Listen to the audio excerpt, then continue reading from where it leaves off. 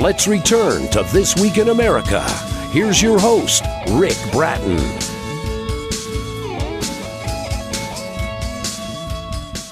Welcome back, everybody, coast to coast, This Week in America.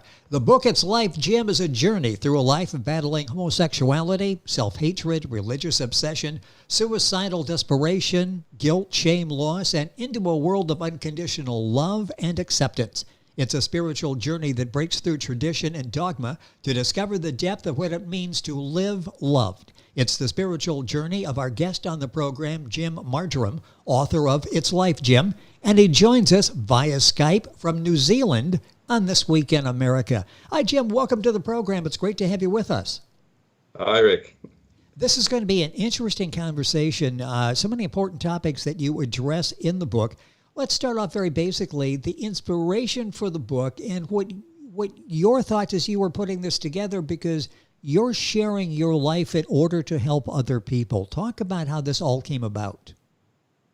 Yeah, exactly. Well, originally it started when my wife died back in 2011. And for me, as will be made evident through the book and as we chat, it was a complete turnaround. It almost destroyed my life.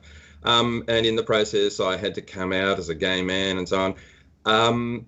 So the book came as a process. Originally, I did a lot of blogging and journaling to sort of collect my thoughts and see where I was going. And some friends said, well, why don't you put it in a book? You know, people would be interesting to write about. And it sort of all slowly fell into place over a couple of years. It took a couple of years to write. I'm not a very fast writer, but yeah. So, and then I thought, man, people were saying this. People need to hear this. It's a very valid and topical, life story that people could really benefit from. So that's what happened. Well, give us a little outline of the book. And the book we're talking about is It's Life, Jim, by Jim Marjoram, our guest on the program. I'll give you some websites you can go to get information and order the book throughout the course of the program today. But talk about the outline. It's more than just a story. You really share a lot and you guide people who have questions just like you did, and hopefully prevent them from going through decades of their lives where they're totally confused and miserable, to be quite honest. Talk about the outline of the book, because you really lay it out in such a way that you're going to be able to help, and already helping many people. Yeah, it was interesting. First, it started off as an autobiographical thing, but I'm just too outside the box to continue that sort of thing. I'm a bit sort of artistic sort of person. I'm a muso and I do a lot of writing. So the book ended up a little bit quirky in some ways. I ended up with bits of poetry thrown through it. And as it progresses, the second half of the book really focuses on the way I unraveled my faith, my belief system, and how I came to terms with being gay and how it all worked together. And that in particular has helped a lot of people as I just reveal my own thought processes and where I've finally come to now. So yeah, it's not your average autobiography. Memoirs maybe would be a better word. Yeah. Well, and it's easy to read because of what you described as possibly a quirky style. It's very interesting the way you make the presentation and tell your story. And the reviews have been excellent in helping so many people that have gone through the struggle that you went through. Let's talk about, at one point you talk about the conversion therapy. And I'm interested in that because that's of such controversy here in the United States, and obviously in many other countries, and probably New Zealand as well. Explain conversion therapy and your experiences with it. It's a very broad topic, actually. Yes. I mean, in a nutshell, it's often referred to as pray the gay away in a Christian context. There are conversion therapy practices that aren't particularly religious, and they're a whole nasty thing all in their own right. But primarily it's in a Christian or religious context. For myself, it started way back in when I was about 20 in the form of deliverance ministry, where they thought you were gay because you had demons. So they spent time trying to cast the demons out. From then on, as I went through the years, I discovered there were lots of variations on that, where people would pray for you and pseudo counselling. You know, it wasn't really proper counselling. It was just sort of asking God to heal you and so on. Yep. It wasn't until later on that I became aware of official conversion therapy groups such as Living Waters was the one I was part of, and I explained that quite a bit. The whole process is revealing that being LGBT in some form is against God's plan or the way we are designed. So the whole process is finding some way to make us straight, and it's usually the assumption is that we're broken in some way and we need to be fixed. And these large organizations all around the world have been created, right through to small little ministries in little churches around the place, where they apply a basic set of principles to hopefully make you straight. Of course, it doesn't work though. Well, yes. What were your experiences like? Did that just reinforce this thought that you had of yourself, a negative thought you had of yourself, that this was something that really should go away? This is not right. Constantly. Yes. It was right from my first religious experiences as a late teenager. It became apparent that according to the religious traditions I was believing in, was that there was no way I could be gay. It just wasn't acceptable, not only culturally, of course, but in any religious beliefs. So it was a constant life of shame and guilt, and everything I did was sort of built on that shame and guilt to change. I mean, I pleaded and prayed. I did everything I possibly could to become straight, and that in itself brings along mental illness. So I constantly battled with depression and anxiety and suicide ideation all my life. Jim Marjoram is our guest on This Week in America. His book is called It's Life, Jim. It's available at authorreputationpress.com, of course, Amazon, the other places. His website is itslifejim.pub, and another website we'll talk about in the program is silentgaze.com. I have all of that on a website, so you can go there and check that out and link on to get information on the book, information on Jim, and then go from there.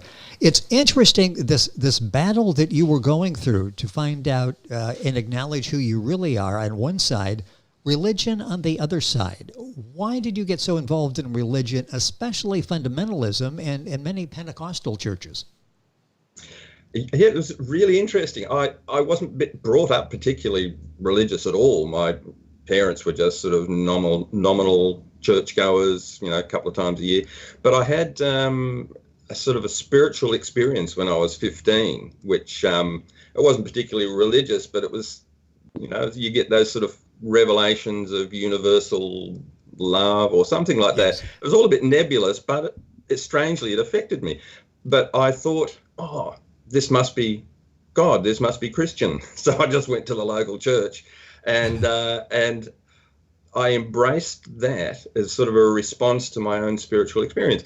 But because I was battling with being gay and I needed some way to not be gay, the church seemed to offer that the ability to do that. So I just got more and more involved until later on I became, in the mid-80s, I became involved in full-on Pentecostal fundamentalist beliefs. And I settled down a little bit in the late 90s. But by that stage, I was well and truly involved with the Living Waters conversion therapy organization. So, it was, religion seemed to me the only solution. And I was absolutely convinced of it, despite the fact that it never worked. I thought if I hang in there long enough, it's going to work. And you did hang in there for a long period of time, and you were married twice. When you got married, did you think that was another answer? Maybe this is what I need to do. Yes, it was a step of faith. It was, I was thinking, I know God's going to make me straight. I know he can do it. And if I marry someone, it'll be sort of confirming this, and I'll do it. Sadly, my first marriage only lasted 3 years, and we're actually still good friends, which is lovely. So she fortunately understood the dynamic and what was going on. But yeah, the second time I married, it was more so intense. I'd had my dose of fundamentalist religion, so it was a really solid act of faith. And my wife knew I was gay, and she had battled with her own same-sex relationships, and we were determined to do it. And we thought that this intense acceptance of demonstrative religion, in particular through Pentecostalism, was going to do the job.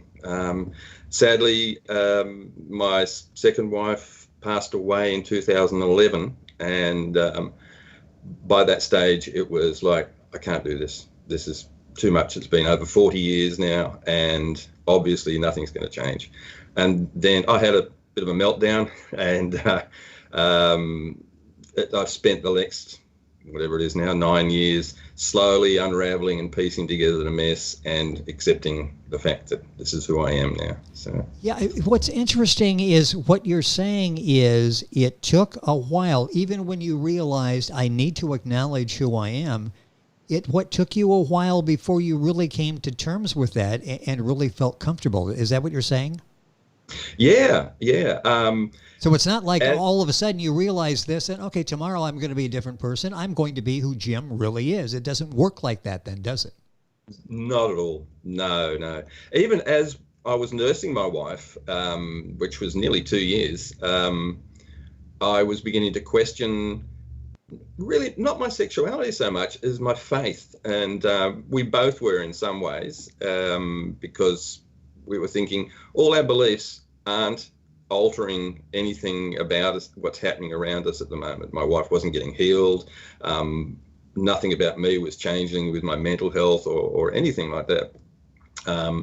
So I really had to slowly question everything. So after she passed away, it was really a matter of I'm free, as you know, as awkward as that sounds, yes, but I was genuinely free to examine why I believed what I believed, and is it okay to actually be a gay man? And it took about 4 years to finally sort of be comfortable with all that.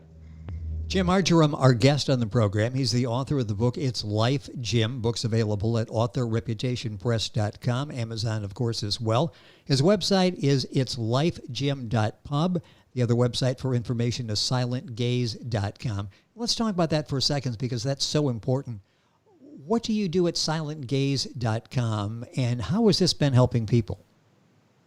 It's set up to primarily help people who, LGBT people who have battled with religion, who've basically been through the similar situation to myself.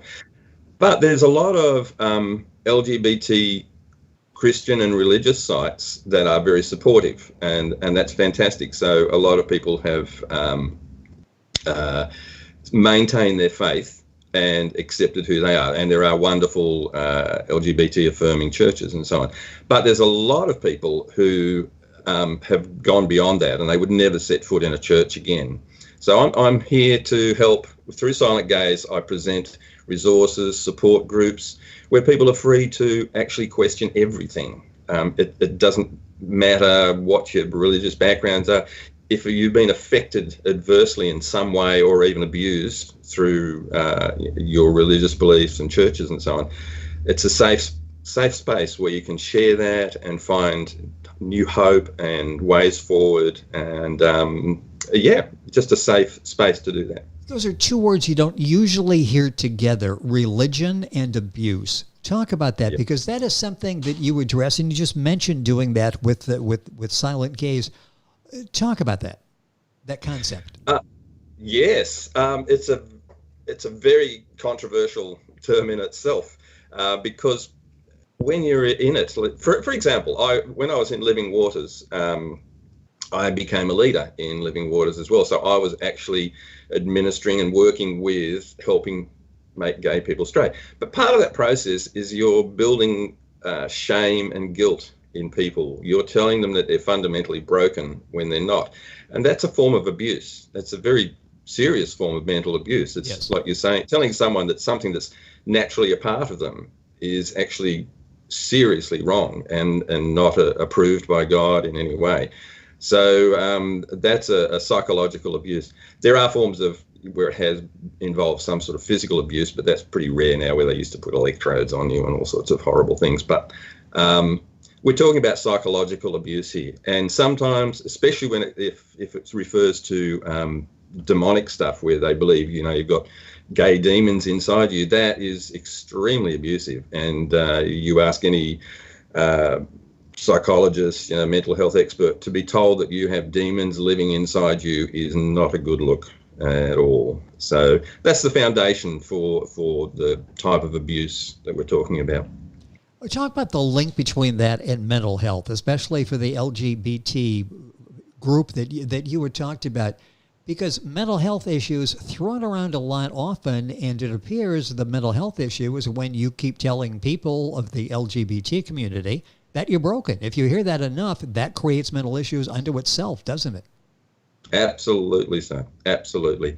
And it sets up, especially in this religious context, it sets up what they call cognitive dissonance, where you have two totally conflicting realities. One is your faith, which says there's something wrong with you, you're broken, but God loves you. And the other side is the reality that you're LGBT and nothing can change that. No matter how you try to do it, nothing can change it. So you've got these two totally conflicting concepts in your head.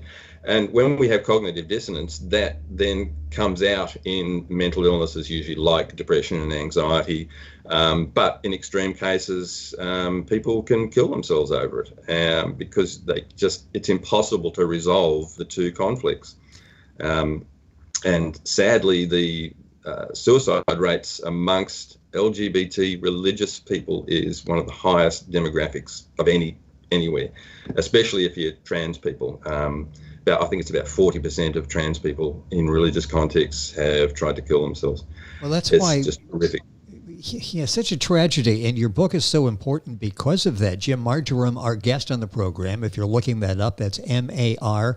The book is called It's Life, Jim. It's available at authorreputationpress.com. Amazon, his website is itslifejim.pub, and silentgaze.com for more information. Time going by way too quickly here. And I mentioned in the beginning, you were a man of faith. Is past tense correct, or are you a man of faith now? Where do you stand with that? These days, I would call myself definitely not Christian. I think I've dropped all pretense of having that. But these days, I'm a spiritual person. I couldn't become an atheist, but my whole concept of God, spirituality and religion is very open, very fluid. I personally encourage people to find whatever form of spirituality works for them and is actually based on integrity and honesty, personal honesty. So one of my catch cries is to find out why we believe what we believe. And that requires personal honesty and integrity. So for me, I'm constantly questioning, why do I believe that? And is it good for me to believe that? Is it helpful to me? Is it helpful to the community and humanity in general? And I think that's where I try to help people understand what they believe, and for myself. We've got a couple minutes left in the program. I want to go back to religious abuse once again. What do you say to people that feel they are being, especially after hearing your description, that there is such a thing as religious abuse, and they feel they may be victimized by it? How do they go forward? What should they do? A lot of the resources I provide there are to do with finding your own self-worth. That's a crucial aspect of it. But to do that requires a lot of support. One thing I would suggest is to try and find LGBT support groups that are outside of a religious context. Go to a counselor, a therapist who is not a Christian, and who can help you process what's really been done to you. Because it all manifests in emotional ways, and a lot of the time you haven't not allowed to express the emotions that are really going on inside you. So you need safe spaces to do that. Peer support. I provide peer support in Silent Gaze, but again, there's so many groups around where you can find people that you can relax with and identify the journeys they've been on. But it's not an easy journey by any means. It's the same as recovering from any form of abuse. You really need support. It's very hard to do it on your own. And that's why I think the book resonates so well, is you're very realistic in talking about your problems. It took you a number of years to get to the point where you address those. And I think in closing here, I think one of the messages that comes across, and correct me if I'm wrong here, is it's never too late to go back, pick up the pieces, and go through the healing process and find out who you really are. If you were not a teenager when you came to this realization. So I think you're saying it really is never too late to address these. You did it later in life. Absolutely. Never too late. And there's people older than myself who have finally sort of, it's almost, you basically say you got the guts to do it. I think that for a lot of people that comes to that, they might have niggling things going along all their lives that I can't do this, I've got to change. But it takes a massive step. And the older you get, the harder that gets, for sure, because you've got a lot of long-term ingrained habits and thought patterns. So it's difficult, but it's once you make that step, it's absolutely fantastic. And there are missteps along the way, as Jim points out in his book, and you can recover from those because he was able to do that. And now, because of writing his book, It's Life Jim, able to help other people. Jim Marjoram, our guest on the program. Again, that's Marjoram. The book is It's Life Jim. You can find it at authorreputationpress.com, available at Amazon, of course, as well. Jim's website is itslifejim.pub. His website is silentgaze.com as well, with great information there. You can link on to all of those by going to our website, thisweekinamerica.us. Jim, a pleasure having you on the program. Excellent work that you're doing out there and sharing your story, which had to be emotional and painful for you to sit down and to share all of this, but you're helping so many other people in the process. Thank you for taking some time to be with us on the program. Thank you, Rick. Really appreciate it. It has been our pleasure having you with us. Jim Marjoram. The book is It's Life Jim. Of course, all the information available on our website, thisweekinamerica.us. And we're back on today's program after these messages.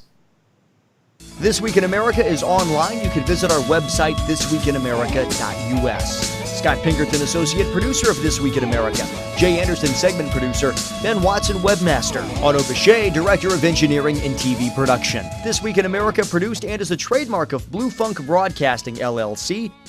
For information on all of our guests and to listen to this week's show, our website again at thisweekinamerica.us. And I'm Sean Bratton, Executive Producer of This Week in America.